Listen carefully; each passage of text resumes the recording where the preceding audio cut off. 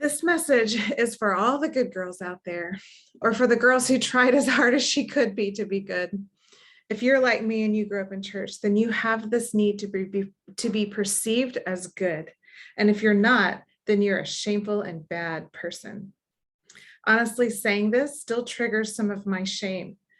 There is this fundamental hardwiring that speaking the truth about how I feel or what I think is blasphemous and sinful. Religious communities of all kinds can be insulating. When we are surrounded by all that is familiar, we can relax, feel safe, and we find comfort in how predictable our world becomes. The issue this tends to create, though, is the need for conformity for all members involved. We as humans crave predictability, so we tend to make membership of our community about following group norms. This is where religion can be deceptive. We feel anxious if we can't predict or control how the people around us will behave. So we make our existence about our behaviors rather than about truly knowing who we are and having the freedom to express that. In religious community, good girls are highly praised. Girls who dress modestly, memorize scripture, babysit, learn to cook and sew, all these things are seen as good and therefore praised. These qualities magically make her a good person.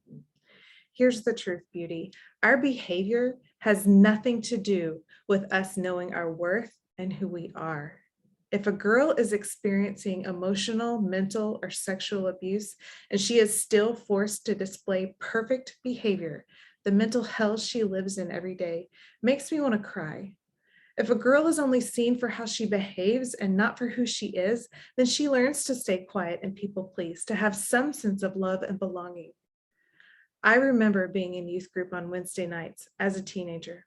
They were so vigilant about our behavior. We knew who the bad kids were, the kids who smoked sometimes or drank alcohol. We knew the kids who we thought were having sex. We would shake our heads in shame, and the youth leaders were so proud of those who were good. We were the examples. We had their favor. I was absolutely heartbroken when all that being good didn't lead me to an authentic, true, honest, and abundant life.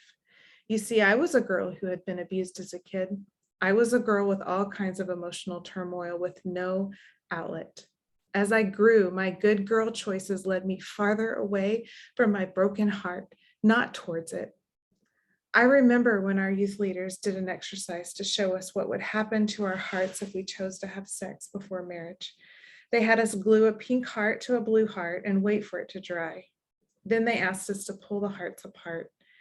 Every single pink heart was damaged, ruined by the blue heart. Well, the blue hearts were just fine, but the pink hearts were forever damaged. I now know that statistically, I wasn't the only girl in that room who had been abused. What an incredibly painful message to send to a girl. If you were in that room and had been abused by a man or made the choice to have sex, you were forever ruined. I would spend years trying to prove I was a good girl. I wasn't ruined. I really can't decide now if this makes me more angry or sad. Today, I'm pretty sure it's angry. It is tragic what we are doing to women and girls in religion. We have a divine creator who imparted gifts and talents to each and every person on the planet. What will make you come alive, beauty, is knowing who you are and allowing yourself to rip off the binding chains of good behavior and shame so you can deeply know your worth within your own heart. When you know what you love, what you want, and how you feel, then you are alive to not only yourself, but everyone around you.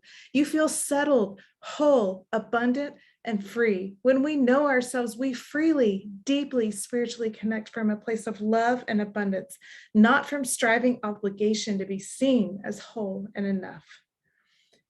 I am inviting you out of silence, beauty. Post your story in our group about how you were shamed in silence and being good. What has been your experience with being a good girl?